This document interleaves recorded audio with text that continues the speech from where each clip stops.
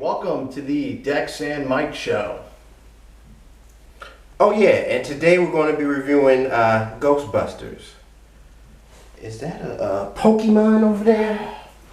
Dumbass. What are you doing?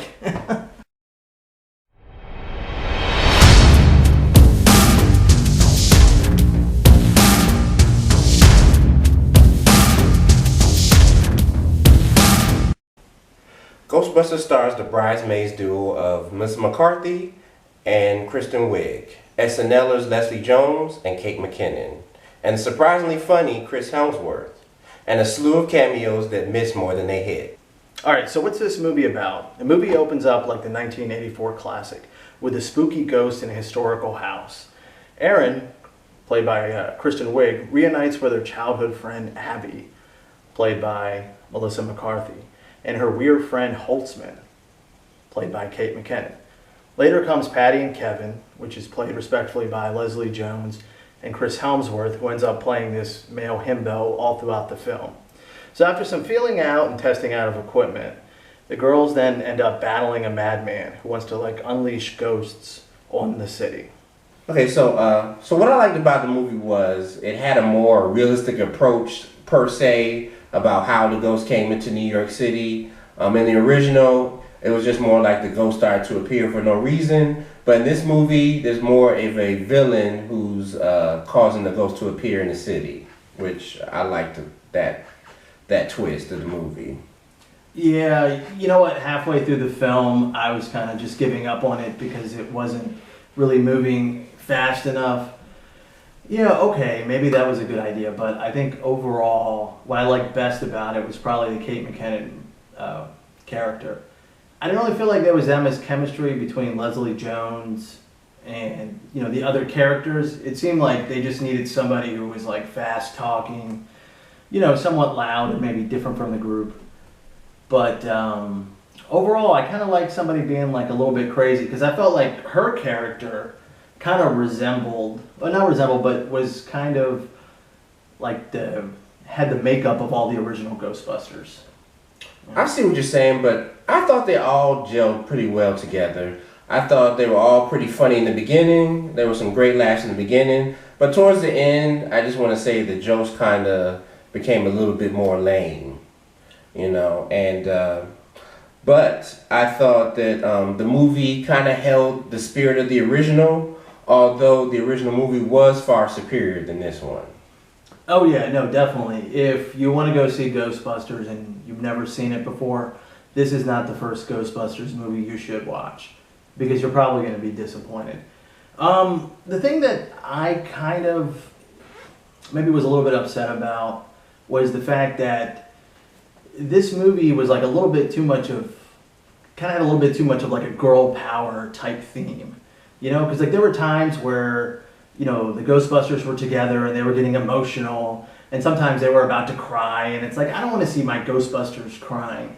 But I will say that if you're a young girl or if you're a feminist, this will probably be a cult movie, I think, for people to watch. And it's a good movie for bonding and stuff like that. But like Mike was saying, sometimes the jokes did fall flat. For example, one of the characters always would get slimed, and it just kept as a running gag throughout the movie. And then after a while, it just became so lame because it's really it happened again. It just wasn't that funny. And let me ask you, what did you think of the ending? Well, I thought the ending, which had the most excitement of the whole movie, I thought it was wrapped up pretty well as far as a climax for the movie. But I do agree with you. I thought the pacing was kind of slow, and I just thought there wasn't enough ghost busting, through the actual movie. It was just kind of more of a comedic girl group, trying to get themselves together. And then there were just way too many references to the original movie with the cameos and the music and the imagery. As far as it being a reboot, I thought it didn't stand up on its own enough. I thought that there was just way too many references to the original. But I will say, aside from the Kate McKinnon character, I think Chris Helmsworth's character playing like the male himbo, I thought that was funny. Yes. At certain times, but then it kind of got like everything else. It's like this running gag. It just kind of got a little bit. I thought that him and Kristen Wiig at the beginning had some pretty good laughs. At the beginning of the movie, but then it just kind of became just a little bit lame as far as the jokes. Yeah, but I think if you're maybe like 13 years old, maybe it's still funny. But if you're a little bit older, then I'm assuming that that stuff kind of gets old. And I also felt like the movie played basically exactly like the first movie, to some extent. Yes, it did, but I guess they needed to use that winning formula for the reboot. So, of course, so I'm gonna give this movie a C+. It wasn't great. It wasn't horrible. It did have a couple laughs in the beginning of the film. I thought the visual effects were okay, kind of on par with the first one. But as we said before, the pacing was just slow, and it was just too much references to the original. I'm not going to be as generous. I'm going to give it. I want to give it a C minus, but I'm in a nice mood today, so I'm going to give it a C. Obviously, not as good as the original. I thought some of the movie is a lot of like crude female humor, which I guess it kind of turned me off. And overall, I thought there could have been more action in it. I thought the villain was kind of weak, and also the end, the climax. I was expecting something a little better than what they gave us on screen. And also the ghosts were not scary at all. And that kind of disappointed me.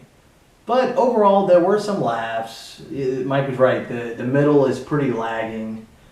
But it does keep your attention, So I'm gonna give it a C minus. He's a sexist, y'all. So that's it for our first episode of the Dex and Mike Show. Don't forget to comment below and subscribe and share. All right. We'll see you next time.